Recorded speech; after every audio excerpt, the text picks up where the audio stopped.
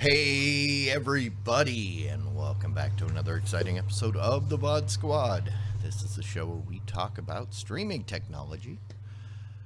This is episode 160, December 4th, 2019. I am Clyde, and today I am joined by Matthew Ross. Hey there. Jimmy Trammell. Hello, guys. And Michael Aston. Hello, everybody. Hey, everybody. Great show last week. The snow show. Oh, last week was a train wreck for me. I misspoke when I said it was my 10-minute commute. It's actually a 15-minute commute. Oh, you liar. But it still took me 2 freaking hours to get home. You lied. 10 minutes. You're such a liar. You underestimated by 33%. It was gross it's a huge margin of error. Huge. And for that, I apologize. I just wanted to put out my public apology for anybody that saw that someplace in the Discord or whatnot. But yes, but we are here. We are. It's been wonderful, wonderful 2 weeks. And we have some real crazy noise in the background here. Who's doing that? Oh, is that for me? I don't know. It sounds like an air conditioner or something. I might need to go close the door. I think I left the door open to the laundry room. Hold on. When I mute myself, does it get better? I don't hear anything. Must be you. I'll be right back. Okay. That's okay. We can handle this little bit here. Clyde's not the only one guilty here. I also had to bail out last week as well. But I had, I had somebody telling me that I had to. It's kind of a family thing. Mm-hmm. Yeah, me too. I was out of town. I mean, I probably could have joined, and I would have if Clyde had been there by himself. But I was out of town visiting my mom. No, well, that's good. We had family over, and basically, short version, I had somebody say, "Hey, we want to go see a movie," and I said, "Sure." Can we get it back in time for the podcast? And they said, "Probably we could, but I also want to do a movie, and then we want to play. When you want to play board games?" I'm like, "Okay." So in other words, no. It's like, nope. Yeah, it's okay. But we are here now, and I'm sure there is plenty to talk about, so why don't we get into that? Oh, do we have to talk about E.T. and Comcast? Okay, fine. So you know that show you used to watch as a kid, E.T., maybe made you feel good about yourself and about aliens and about touching your fingers and touching hearts and things like that, and things glowing. And it was this guy's Spielberg. He made this movie about an alien, and I don't know anything about it really. It wasn't my thing. And anyways, apparently since Comcast owns the rights to Universal, E.T. is now hawking your Comcast equipment, and we're still hearing a lot of that noise. The first time I heard that E.T. was back, I figured he was back to film a new segment of Finding Wonderland or Leaving Wonderland. What was that Michael Jackson show? I think it was Leaving Wonderland. Yeah, whatever. I figured he came back to tell his story of how Michael Jackson touched his heart. Something like that. Made him say, ow. And made him glow. Let's ask, hey, Jimmy, can you check and make sure which mic you're using? I'm using this mic. Is there a mic on your headphones? It sounds fine. Yeah. Why? Now the sound's gone. Do I sound funny? Well, it sounded like breathing. And so you're the person that has the mic closest to your mouth. So Mhm. that was just my thought was that maybe wow. it was. No big is. So, it's interesting to think that this movie that, wow. Who can hear that? Raise their hand. Okay. I don't know what that noise is, but it was loud. Okay, it must be me because when I go on mute, it goes away, right? Are you muted right now? No, I'm not right now. But all right, I'll go on mute. Yep, that was you. Hey, Wabbit, thanks for raising your hand. We appreciate it. Don't know what it is. Do you have? Bad Weave comes in as the expert witness. Oh yeah, Um, excellent. and says yes, it's on Jimmy's side. So Sorry. Sorry. Making such noise. Still there? Unfortunately, I don't hear it. So I definitely do. Okay. That's okay. Man, this thing is going super smooth, guys. I gotta know. say. That's okay. You take 1 week off and everything, all the wheels fall off the cart. All right, we can make it through this. Push through, guys. Push through. E.T.'s back to tell tales about how he was molested in the 80s. No, actually, they actually got this same actor who played Elliot as a kid to come back and do this as well. It makes me wonder how big a check had to be for him to do this, because he probably thought about, okay, if I do this, I'm basically ruining a beloved character from a lot of people's youth. Has he done anything since E.T.? Probably not. He's probably not an actor at all at this point. I don't know. I mean, he But- could be like that kid from Christmas Story that right now it's in vogue Totally to get bring it. back those people. And he probably said they offered him a paycheck and he went, Yeah, I know. Okay. But my question is, where was his line? Was it 100,000? Was it more? Where was that line where he said, "$20 okay, bucks." $20 on a taco? I don't think so. It shouldn't have been that cheap.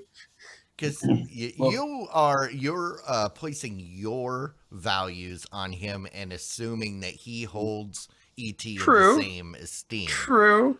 But he was whereas- actually there. Come on. Yeah. I mean, that's a good point. I mean, one of the things that we often get that kind of annoys me about Harrison Ford, he's one of the best. He's an amazing actor. He's one of my favorite actors of all time, and he is one of my favorite characters from all of the Star Wars shows. Han Solo is amazing, and I love Han Solo. But he doesn't care about Han Solo. It was a gig. It was a job for him, and he didn't hate making the movies. He doesn't hate the character, but it's not like he has a special attachment. He doesn't reminisce about it. He's not like Mark Hamill really appreciates his character. Well, it's not like Han Solo was Indiana Jones. Yeah, well, yeah, I mean, it may be in part because he's had so many other really amazing parts, right? But the point is, that, certainly Elliot or Henry Thomas could be the same way. Though I gotta say, I think the thing to me is, while I understand the outrage and the frustration, I don't feel it. I don't either. I have no I attachment to enjoyed ET it. It doesn't whatsoever. solely my memory of ET. It's, I mean, people own their IP, and if they want to make a little bit of extra money off of it, that's totally reasonable and makes a lot of sense. And I don't think they went so overboard as like this article insinuates. They show the Xfinity symbol at the end, that you can tell what they're using to watch their TV and their internet, but it's not super in your face. It's more just, in my opinion, a rehash of the movie in short form. Mm. In the new generation, to the kids of the previous. Yeah, they did. You know that is it Universal that owns them? It is. Probably also saw this as a chance to introduce ET to a new generation of kids. Right. Let's introduce ET with that Atari game. That's the way to do it, guys. Come on. Absolutely. ET. See, and that's why I don't like ET, because ET is the entity that destroyed Atari. I played that game. All I ever did was fall in a hole, and I couldn't That's figure out how all to get out. anybody ever did. I couldn't figure out how to get out. So it's like, this game sucks. That was the problem with the game is nobody can. All you can do is fall in a hole and then you're there. What are you supposed to do? I don't know. That man was chasing me, fall in a hole. Now what? And amazingly, they wrote that entire game in one night. I know you can't believe it. It's hard to believe that spectacular game was coded and out the door in one night. Most of those games were back then. Just as a minor side note, Henry Thomas has done quite a bit of acting over the years. Oh, okay. It looks like he's been doing this a lot. So, which actually kind of makes me a little happier because it's not like I would be upset if it was like he was a kid and then he's like, oh, we found that same actor. He's only been done this one thing since when he was little, but we want him to come back and we'll have him hawk our stuff. I would feel somehow really bad about that. But if this is his gig, I don't know why, but I feel better about it. I can't explain it. That's okay. Hey, so if you guys know that YouTube has been doing a lot of changes to how how it deals with its content online. A lot of the changes have to do with how things are rated and how they're monetizing for certain things. The news this week is that YouTube is changing a bit of how video games are rated, and so that they're matching now up violent video games with the violent movies. Basically, they're going to get the same internal rating inside the system. This means all those games of Roblox where you're shooting people with rifles probably will be just as bad as pick your bad movie like pick Aliens 3 or something like that. I don't know. No, I mean, I think this is great. For one thing, we're not going to keep getting demonetized for our podcast anymore. No, of course. No, but your point is somewhat valid. However, the key is that previously, if you had a video game where there were weapons in the video game, it got demonetized, just like if you were actually using weapons in real life. Right. And that's absolutely silly. We all know there's a big difference. People that have gun channels where they shoot their guns will still continue to be demonetized. Doesn't apply to them. But for people that are playing video games where there happens to be violence, it doesn't need to be demonetized as real violence would be. Yeah, and let's make that clear. This means things that possibly got the most strict ruling before may actually get something in the middle now as far as video games go. This should actually make some people really happy of how they're doing this. Yeah, we'll I mean, they did talk about adding an age gate, right? So that restrict. And I guess I don't really have a dog in the fight. Yeah, unfortunately, this is the COPA law, and the COPA law specifically says age 13. How you deal with kids that are over 18, under 18, and they got in trouble for. We know that some of the people watching your shows are under 18, not 18, 13, and so you should do something about it. And they got in trouble for that, which, if you ask me, kind of sucks that they got in trouble for it, but it's okay. Drew, technically, yes. But I would still say Die Hard is funnier than Fortnite. So, did you just say Fartnite? No, because I think that's a great name for it. Okay. Fartnite with a K is your new comic book character. Excellent. Constantly running from a smell inside his armor. Can't get away from it. Did you say in front of that? All right. Hey, so Amazon Prime has been updating to the various different devices it's available on, and congratulations, TiVo owners. You can now watch Amazon Prime on your more recent TiVo boxes. But this is the cable-provided TiVo boxes, because I'm sure Amazon Prime was already available on regular TiVos. Okay, so those are the ones that your satellite company provides a TiVo or something like that. So okay.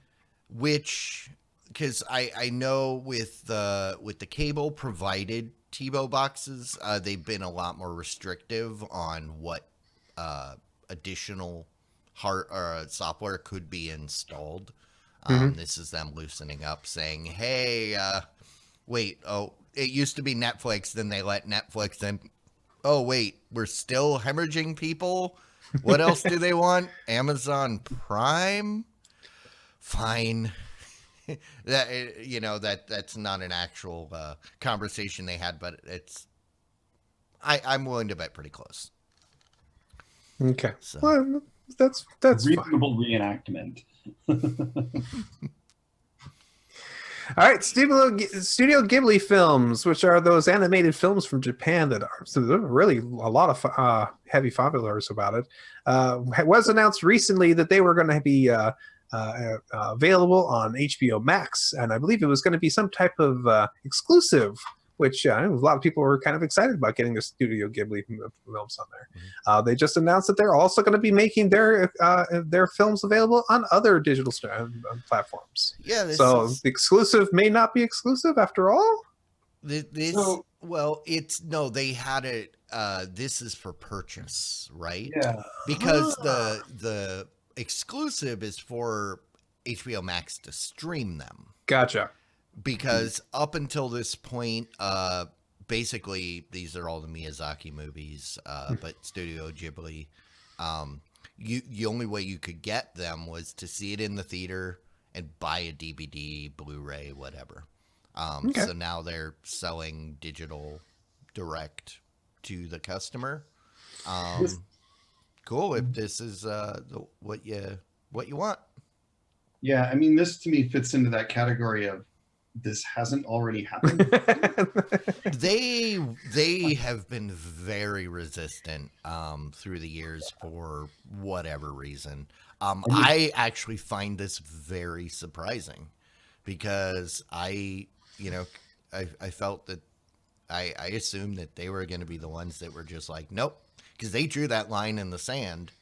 And well, I'm guessing they have enough clout behind their name and their movies that they basically were able to hammer out a better deal than usual for these rights, and so they were probably able to say, we want this amount of money for every one of these sales. And I'm guessing that all these different people, like your Amazon Prime videos, your iTunes, your Google Play stores, were like, you know what, your movies are worth it. It's okay. We'll take that deal.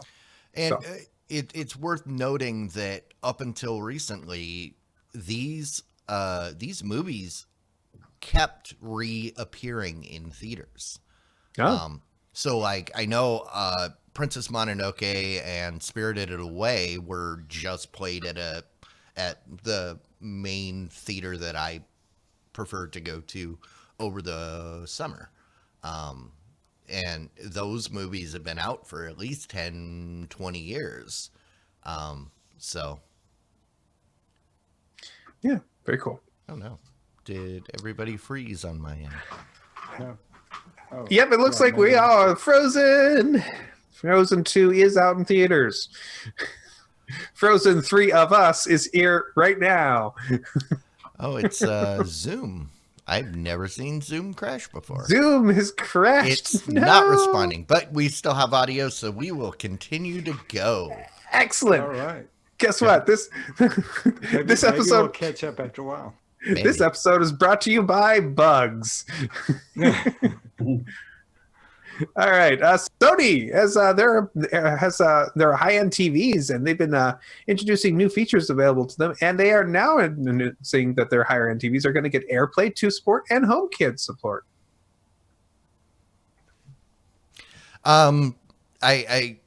Okay. These are the Apple platforms that Apple's been trying really hard to get people to get support for HomeKit in as many devices, and it's been kind of slow for people to come up to finally get up to those standards. I understand that some of that was due to some of the weird requirements that Apple was requiring, including some hardware, for originally there was some real hardware encryption that was needed, and they decided to figure out how to do that in software to make it a little bit easier. Mm-hmm. But AirPlay 2, that has been hitting a little more things.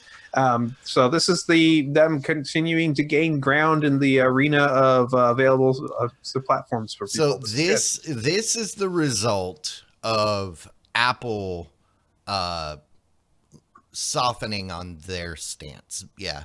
Because as we talked about, several months ago, was when Apple said, okay, fine, we're gonna be a little bit more lenient, and then they made that deal with Samsung. I think it was either Samsung or Vizio, and then it was just a matter of, okay, when are the floodgates going to open? Because I assume it's going to end up everywhere. But certainly, I mean, this is right in line with the Apple TV app being available on multiple platforms as well, right? So it makes sense to do this as well. I think everybody's going to adopt that, especially people who are in the ecosystem, or maybe if they're all the way in it or part of the way in it, what have you. But yeah, it makes sense to me for them to do this. Word. And by the way, we are now all frozen. It's wonderful. Oh, I'm frozen too? You are too. You are. All right. Hence Oh, well, it's the audio edition, because if I reset Zoom, I'm going to have to reset everything up. So we are going to keep going as long as there's audio. All right. Cloud is still moving on the actual stream. Just he's frozen to us. Oh, okay. Yeah. I was going to say. All right. Maybe now we can have our shirtless. Currently, everybody, we're shirts versus skins. Oh, it looks like Wabbit's still seeing the Clyde moving, so don't take your shirt off yet. Nope, that's why I will always be team shirts. Okay. All right. Plex is that awesome streaming service where you can set up your own in-house streaming and stream stuff to yourself or remotely over an encrypted connection to your own devices if you sign up for their Plex Blast. They have launched a new option called Plex their own streaming service with their own movies and TV shows. It's a bunch of older ones or other free or available systems that are out there, and some of them I believe are going to be ad supported for you to watch. And it's an ad supported solution, and it gives you the on-demand access to a bunch of different older movies, including MGM, Lionsgate, Legendary, and Warner Brothers.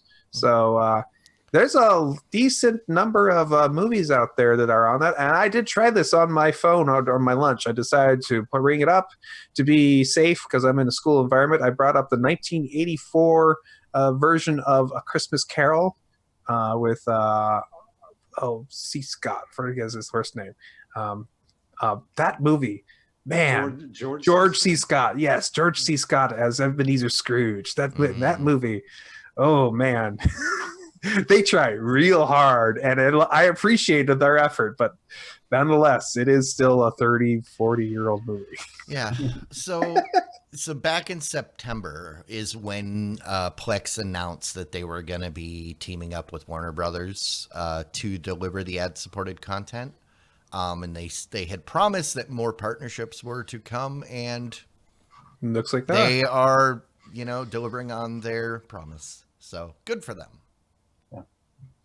Yeah, it sounds like anybody with any kind of service at all is going to start offering a streaming service. So this is great. As well. I mean, I have no problem with ad-supported content as long as it's free. Right. Don't put ads in something that somebody pays for. Yeah. And, hard line. Cool. Because this could fit the need for someone that uses Plex but doesn't have a Roku. So they may not want to use the Roku channel on their device. It's already natively in the app that they're using. So. Oh, but your argument is invalid. You can use the Roku channel on a PC. You can. Yeah. But if they're already using the Plex I'm Pass, teasing. I'm teasing. Yes, absolutely. And the more free services, the better. And this is awesome. And Plex is awesome, although I'm not so... I still have that feeling of I wish Plex did one thing and did it well. Maybe if I had a way of turning these things on or off, that'd be nice. And you kind of can. You can basically hide them. So, yeah. Well, that's cool. I do like it. I did try it. It did work, and I didn't get any ads for that show. So, hey, who knows? Hey, awesome. It was good.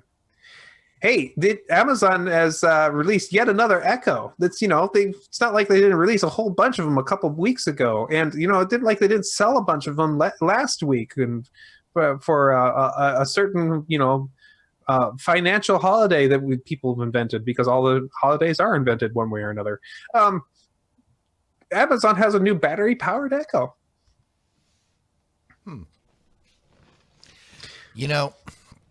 I think you need to put your tinfoil hat on. Oh. Nobody can see it, but you can hear it. So you don't really need to put it on. You can just make noise and then say, yeah, it's on. There you go. I'm going to blow your mind. Okay. The whole reason for this is to sell more batteries. So you're just curious, what kind of batteries does it take, or probably AA's? You think so?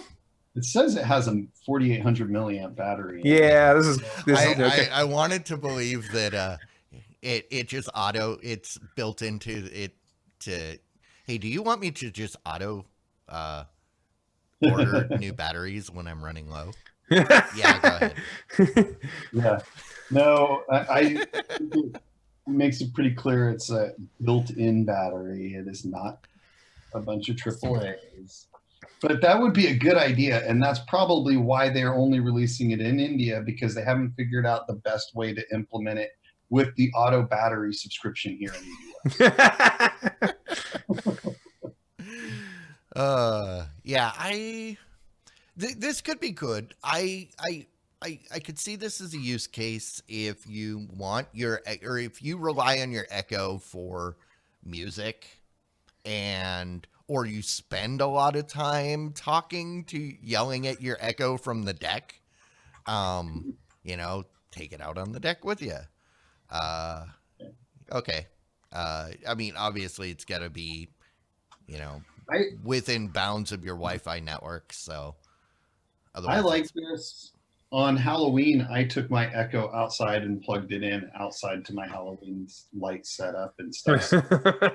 You said, while I gave out candy, because I sat on my porch and handed out candy. And so this would be great. It would have saved me going in and unplugging one and bringing it out and finding a way to plug it in. And yeah, so this seems like a great idea to me. I'm totally on board with it. I'm curious why it's an exclusive in India. No idea. That just seems like a weird test market. I think that they made it. They had so much demand there. That was the most requested feature they had, and I think that it really kind of just was driven by demand. That people wanted to have portable music and be able to take the full functionality of the Echo with them. So, and like I said, I mean, it makes sense. I think here in the United States, we're just as likely to buy like 10 or 12 of them. So we have one in every room. I ordered another one this last week so that we could make sure that every single room in our house has but one. you don't need a battery one in every room. No, but the point is that if you have a battery one, you pay $70 for one and you take it wherever you need it. Yeah. And wherever you are, as opposed to just buying a bunch of extras, because as a general rule, Americans are, I think, probably less thrifty than most other countries. I'm totally making this up. It's a pure assumption because we have a reputation as being wasteful and extravagant. So maybe other countries wouldn't be as interested in buying one for every room. They'd rather have one they can carry around, and India was where they started. Maybe. All right. Hey, so Peloton, that's that service where you get yourself a really expensive bike, and it comes with an expensive service where you get to watch either live or recorded people motivated to make you exercise on your exercise bike. They've now got a Fire TV app, so you can get some new guided workouts on your big screen TV. I'm surprised because they've had the Peloton app for a long time. For the TV, I thought it was already on the Fire TV. Yeah, this is some of those things like this isn't already a thing. I think that this kind of just fits into that category of things that are resistant, right? And the reason being probably price. Peloton is they're a premium product. I mean, they cost like $2,000, $2,500 for an exercise bike, and you have to pay like $50 a month to keep using it the way it's intended to be used. And now this app is another $15 a month to use. So it is a super, in my opinion, that's super premium, because that's more expensive than a gym membership. Yeah. But there's a lot there. But the point is, super premium, and they have to give up a cut to Amazon to put it in the Amazon App Store on the Fire TV.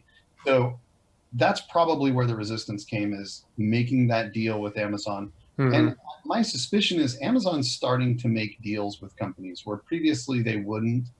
We're starting to see things move a little bit more smoothly between these companies. I think they're starting to be more flexible with their cuts, and that's probably why you're starting to see things happen that you're like, why hasn't this already happened?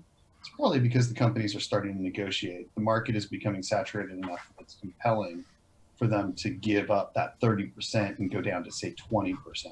Mm-hmm. Absolutely.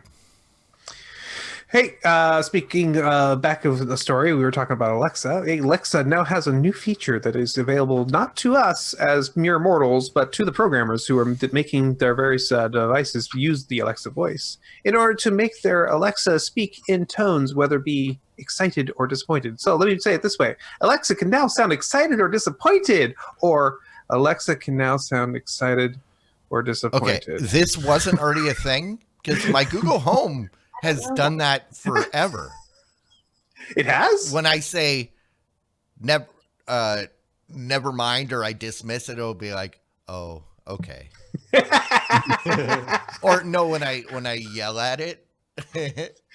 Does it say, sorry, I didn't mean it? Yeah, because like the voice will go up when it is trying to do something like, sure.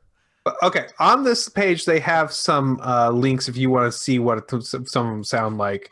We could play some of them. But I actually think this is cool, except I don't want it to get to the point where people confuse whether it's a real person or not. There is a bit of me that's like, make sure we know it's not real. Yeah. Yeah. That being said, I kind of agree and I kind of don't agree. First of all, I think we're really far from not being able to tell if it's real or not. Play that super excited one, Clyde. Where? It's the first one on the page. First one. The first YouTube is a highly excited Alexa. The first. I'm playing a single hand in what looks like a losing game. And the super disappointed one. I'm playing a single hand in what looks like a losing game. Those sound pretty. The first one sounds really good. I thought the second one sounds really good. On the disappointed one. I think it was like two different voices. No, same voice. No, I mean they sounded like two different voices. They didn't sound like the same person. I agree with Clyde on that. And B, there was, while it tonally seemed disappointed, the cadence and rhythm of the voice was not human in any way, in my opinion. I think it's like they just slowed it down for the disappointed. And so I agree. I thought the super excited was really good, and I couldn't tell anything wrong. I probably wouldn't be able to pick that out of a lineup of real voices and fake. I don't think that the disappointed one sounds real. It is. I beg to differ. I think the disappointed one sounds amazing. Also, okay, so again, this is something I wish that somebody would do for a long time. I would like to be able to give one of these reading text-to-speech things the ability to analyze the text and like give it a piece of a passage from a book, and it to go automatically say, okay, it's been given. It pre-reads the whole thing to figure out what it's going to do, and then it decides to give every single person who has a speaking part in that passage its own voice. So it goes, oh, George said we're going to the market. Sally said, okay, I'll go too, and have it basically prearrange that, and then using the same voices correctly, read the story with a narrator with one voice, and have all the parts spoken in their own different voices. And obviously, it would be nice if we could tell George should be a male and Sally should be a female voice. If you could do that, audiobooks being read to me over a computerized voice would be awesome, in my opinion. I think that'd be cool. I think that sounds amazing on the surface. I think, like I said, I feel like the technology's far enough from being there that it wouldn't work for something, especially as complex as books. Short sentences, you might be able to get a little closer. Yeah. It won't be perfect. Better, As you were describing that, my mind is imagining the children's toys that tell stories that plug pieces in. And it's always completely. George went down to the market. When he saw the grocer, he said, "Hi there," and then, you know. For me, just give me the voice on Iron Man. Jarvis, Yeah, Jarvis, everything. Just give me Jarvis. Well, you right? kind of can do that. My Google Home has an Australian voice now. It's mildly annoying. I think that they should do like an old, like a British Cockney type accent, or like the governor one for all boy and male voices. You want them all to sound like Oliver Yes. or Tiny Go to the Tim. market, governor. Tiny Please, Tim sir, with the ukulele. could I have some more? All right. What's Disney Plus up to? Okay, Disney Plus had a feature that they were supposed to have where you were able to start a show, watch it, leave the show, come back, and pick up right where it was. And this is basically the biggest issue among all the other. They had many other smaller issues, including some things were annoying for people trying to log in. But this is the big thing that they really apparently were broken on for the first week of the service, where you would, for some people, you would be able to go back into a show you were previously watching, start it back up, and it would automatically send you back to the beginning of the episode. So they have fixed the continue watching option in the menu for now. And in addition to resuming, they didn't have an actual menu for what you have been watching. Because like if you go into Netflix, the first thing you see is continue watching. This is stuff if you've watched the with. first 3 episodes of The Mandalorian, how do you know that there is a 4th? Right. And because you're obsessed and you will watch it constantly, check every week. This week I tried Disney Plus, and I would say the feature that is the most annoying to me is the thing that acknowledges that, yes, you have already watched this. It doesn't mark anything as watched. So if you're like, I know I'm a couple episodes into The Mandalorian, which episode did I just watch? I don't know. I guess I'll start on this one. It doesn't sound familiar. So I kind of get that, but for me, it was like, of course, I know where I'm at in The Mandalorian. This is the best show I've seen in forever. So, well, when you jump in and there's 4 episodes there, it's like, did I watch 1 last night or did I watch 2? Because that first one was really long. So I am shaking my head vehemently. No. Yeah. All right. Well, and with that, that's our news for the week, everybody. All righty. Well, Big Voice Jade. Never mind. Nah, I didn't see anything from Big Voice Jay. So he brought it in. Oh, did he? Oh, okay. Yeah. Well, we should thank our patrons. Magic. You want to talk about the patrons while I work some movie magic? There are these people who to deal with us and our technical issues and listen to us, even though we are having the world's most botched episode of all times. I mean, this brings me back to the days when we started this whole journey, and boy, we sucked back then, and we're only mildly better now. But now 3 we're years bringing in. it back down to that first same level we used to give, and that kind of level of entertainment and information we're providing to you, and we appreciate our patrons who've decided to give us a little bit of something for this piece of crud that we're providing. Sorry. All I gotta say I is, resemble that remark. well, right now you have 4 Frozen guys talking about moving pictures, so it's kind of how it is. Sometimes it doesn't smell as bad as other times. No, it does. It smells about the same every time, and that's not saying good things. So, no, it's really awesome to have people out there who think that what we do is worthy of a little bit of their money. We appreciate you guys. Seriously, we do. And this is fun. We really do like doing this. We would be doing it even if you weren't being generous with your money. But nonetheless, it is something that we do appreciate and use your funds in order to do things like CES every year. So we appreciate you. And if you'd like to be a patron, you can visit patreon.com/thevodsquad and let yourself join the club. All right. Well, with that, why don't we check in with the big boys, Jay? Good See job, what's going Jay. on with the movie draft. Welcome to your Red League Movie Draft Minute, presented by DiamondClub.tv for the week of December 2nd, 2019. I'm your host, Big Voice Jay. Let's take a moment and thank the true heroes of the year, our delivery drivers. Let's go to the scoreboard.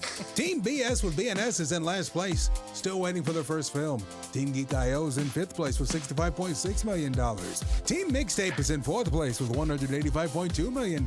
Team Game Night's in 3rd place with $240.7 million.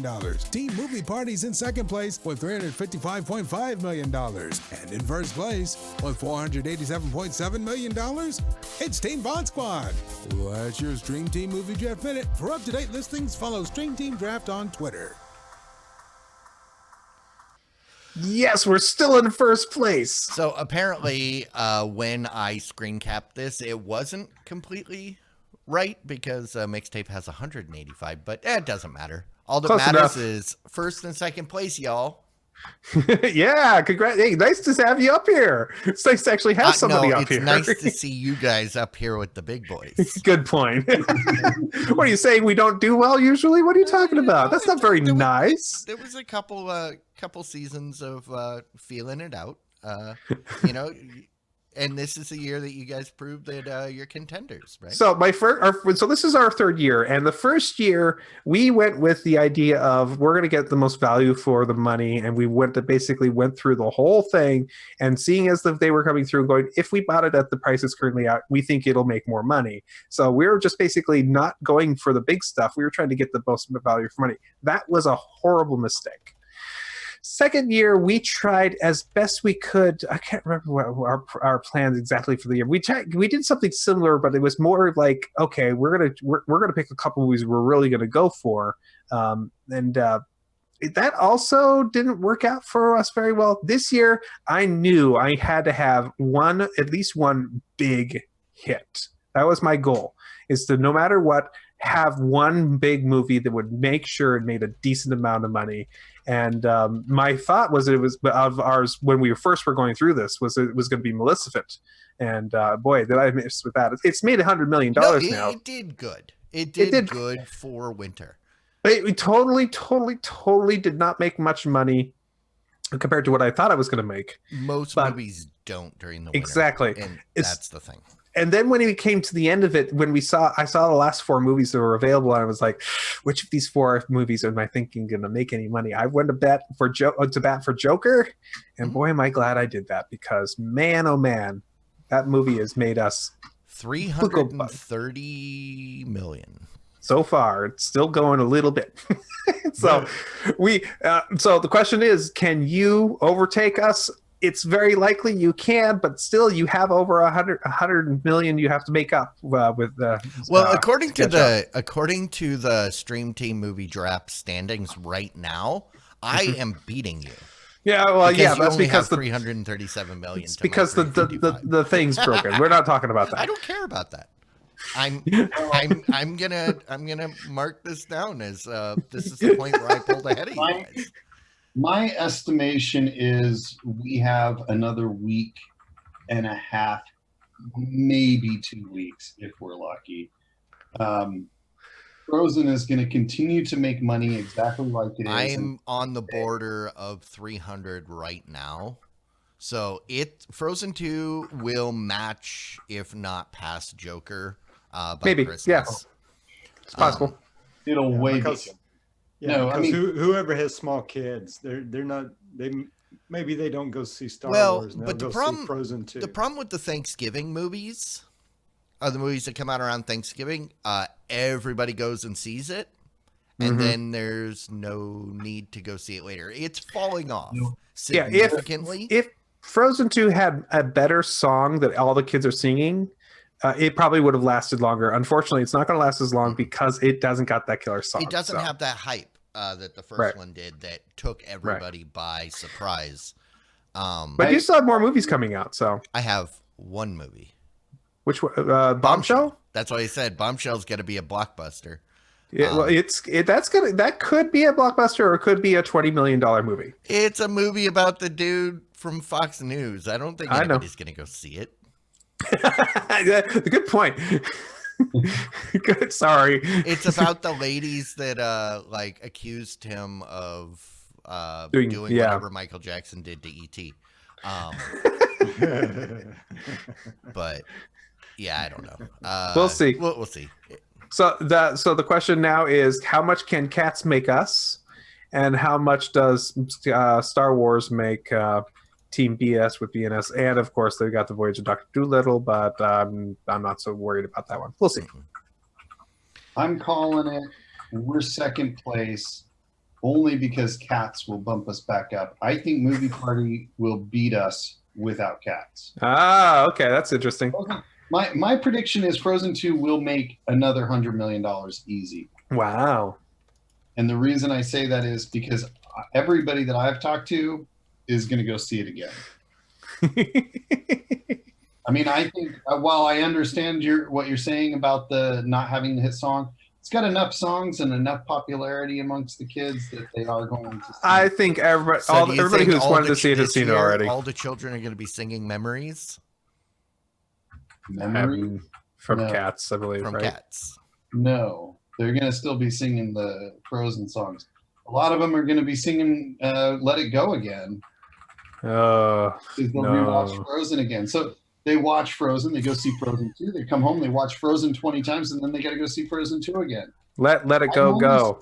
From the experience of my kids, every day they're asking when they're going to get to go see it again. No, the question is started right about 2 minutes after the credits started rolling. Well, the real question is Star Wars, does it make 500 million or more? It's going to make Rogue One money. Really? That? Okay. I don't know. I don't. How much did Rogue One make? I just. I don't know. I'd have to look it up. Solo money. It's going to make Solo money, which did really well, and that helped me win. Rogue One made 532 million. Oh, damn. Okay. Yeah. Solo Star Wars story made 213 million. That's the one. I think it will exceed Rogue One numbers. I mean, this is the conclusion, right? Like, this is the It's the end. It's the Star Wars Endgame.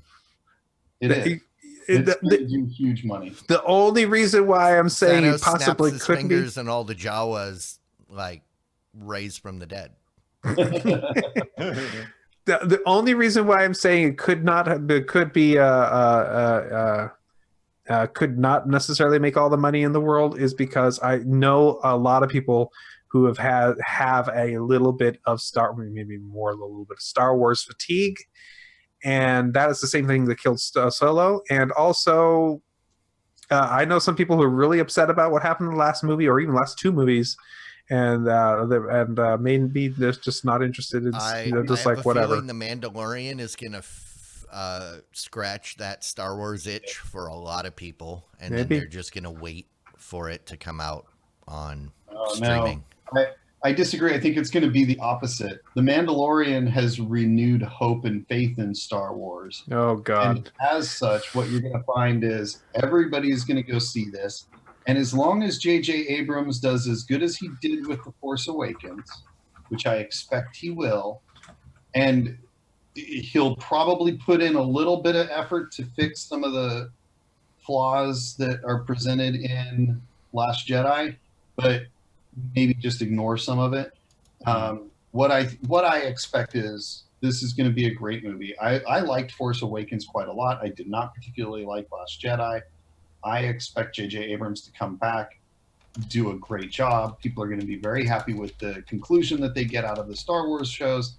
Everybody's going to go see it. It's going to be seen multiple times by people. I know people that have already bought multiple tickets to the movie. Yep, I know. We'll see. Yeah. I have. All right. I want Well, to believe. On that note, we should probably start to wrap things up. Let's get to some rants and some raves.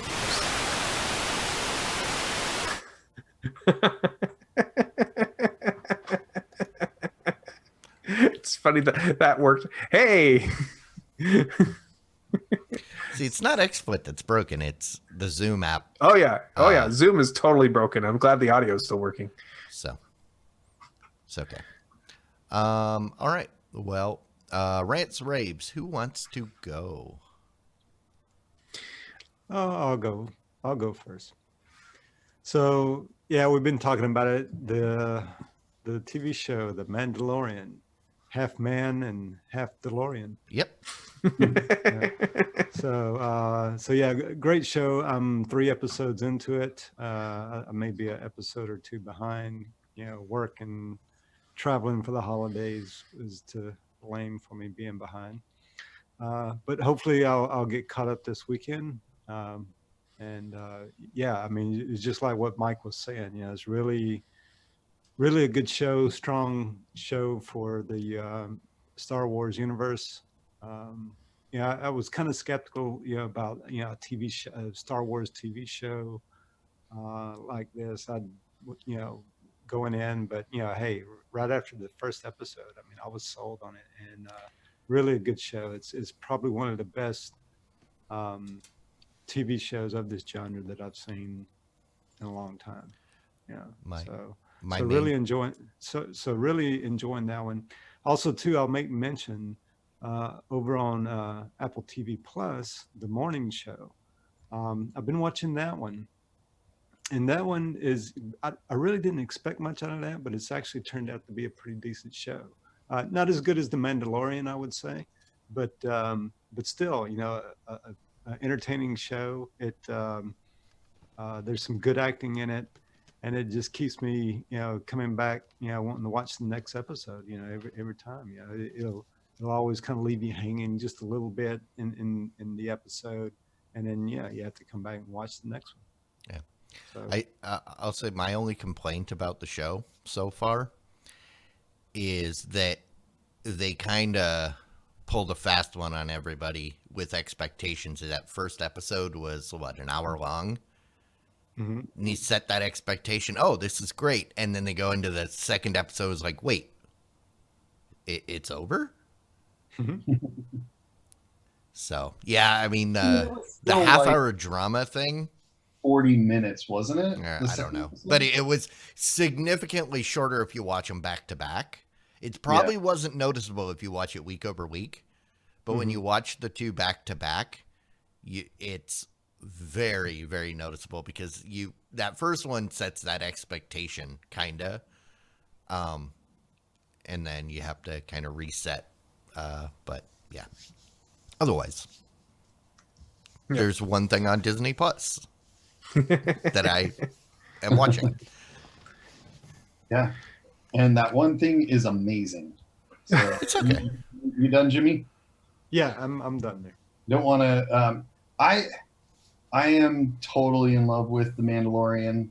It is my current favorite show, and it is my favorite in the genre since Firefly.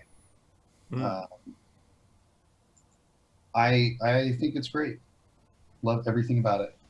Yeah. Good analogy there. I think it does kind of pair with Firefly. That's a Western. So is The Mandalorian. Space Western. Totally. Hey, so I also been watching Baby Yoda, The Mandalorian, and I also got to see Knives Out. Have you guys, anybody else get to see Knives Out this week? I saw the trailer over the summer and I said, I'm in. Yeah. So did I. I watched the trailer and went, dang, that looks like fun. And I wanted to watch Knives Out. You have to explain that one to me a little bit. Knives Out is a murder mystery movie. It's set in current time. It's very, very Clue-like. In fact, they actually make a joke about it early in the movie. And so there is a murder in the house, and there's a whole bunch of people, a ton of people who all had reasons for killing him.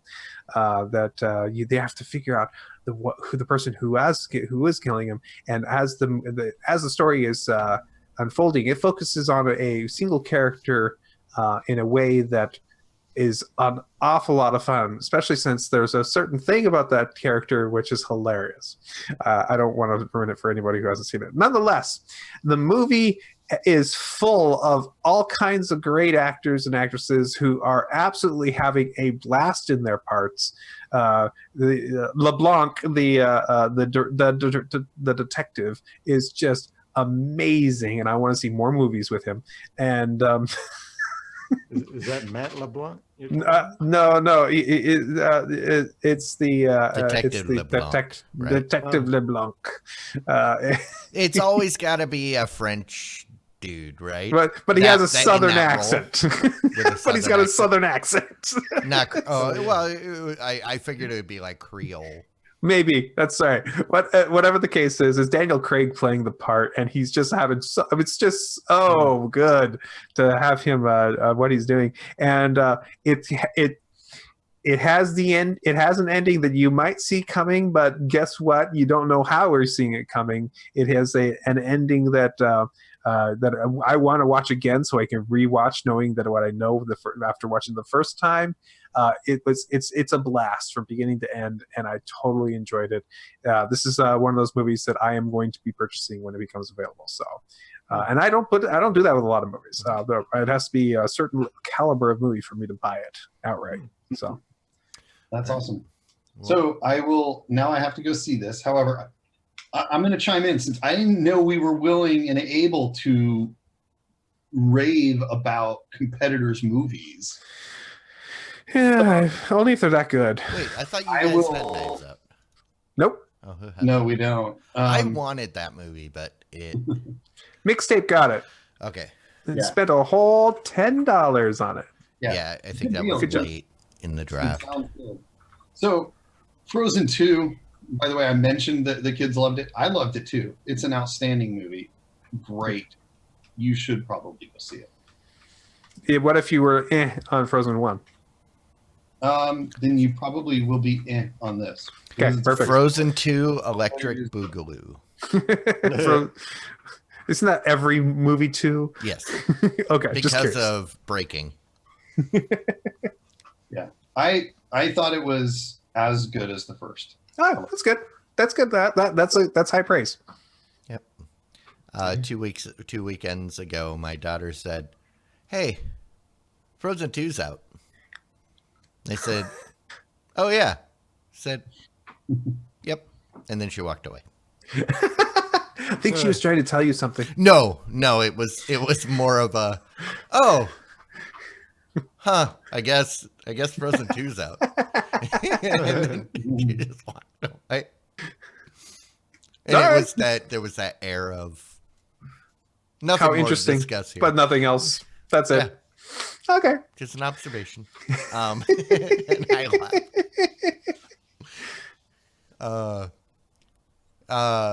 I was going to say, for my rave, and it's kind of a rant, I only participated in one Black Friday deal.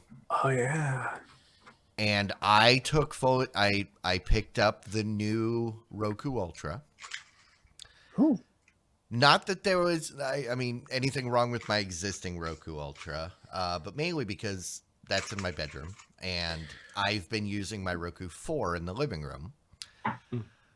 And the only complaint about my Roku 4, which is still great, You is can't control the volume. it can't turn the TV on and off. It can't. And I had looked, and I was like, you know what? It will work with the newer remote. New remote's like $35. The brand new Roku Ultra was on sale for $50. There you go. And it was there. So you I were got it. there. Yep. Makes sense. Which is good because there's something that I've been ranting about for like 2 years now. I got the Roku Ultra, remember, because it had that night listening volume leveling mode. Mm-hmm. And I can't find it and I was angry because every time they talk about it, they always tout that feature, but it's nowhere in the settings. I finally figured out where it is. Yeah. It's built into the apps. So So if an app supports it, you can turn it on in Netflix, in Prime, in everything. And I'm so angry because I haven't been able to use it for 2 years. yeah. But my rant, so I recommend it. I think you can still get it for $50 if it's totally worth it. $50 for a Roku Ultra, the new one with the updated remote that has 2 personalized buttons and everything. Yep. It's awesome.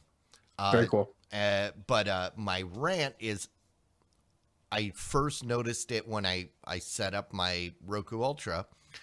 Netflix changed their interface. Again? Not completely, but it's more on how it behaves when you get to the end of an episode. Used to be that they would minimize it down to the small thing and then let it play, and then it would show you what's up next, which always drove me crazy because there's a lot of the stuff I watch, there's stuff after the credits. So every episode I'd have to manually go up and navigate like 5 or 6 clicks to get back to the thing playing full screen. Now it just stops and it says, do you want to watch the credits or do you want to watch the next episode? Which is super annoying because half the time it cuts off whatever was like, especially in the case of Cupcake and Dino, where they always end the episode with like a witty something or other, and it cuts it off mid-sentence. Oh. And it just pisses me off because you can't turn it off. Netflix, we know you're watching. Do something about I know. it. I mean, this is I mean, if I could see why people might want this, where it just, but I at least give people the option. Yeah, that would be cool if there was an option there that was enabled by default, said skip credits, and you could go in there and toggle it off. That's it. Just like I found in the Windows app version of Netflix, you can mute the audio on those stupid auto previews. Oh. You can't. I wish you could do that on the Roku too. Because I'm sorry.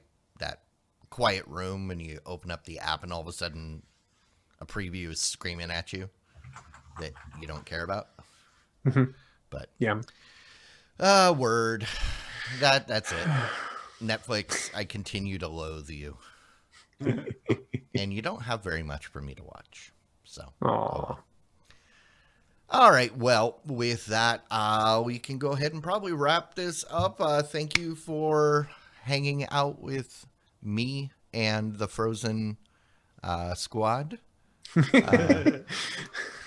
This is our tribute to Frozen 2. We look forward to Frozen 3 in how many years does it need? But if you're watching this after the fact, we do this live every Wednesday night, 9 p.m. Central or thereabout. Always at 9 or later, never before, but we are usually here for a pre-show if you want to hang out. We also do the post-show where people that are watching us live get to go through and vote on the titles that we have been submitting all episode. So come participate live. It's fun. Everybody stick around for the post show. And thank you, gentlemen, for joining me. We'll go ahead and shut this down and see everybody else next week. All right, bye. Bye. Diamond Club hopes you have enjoyed this program.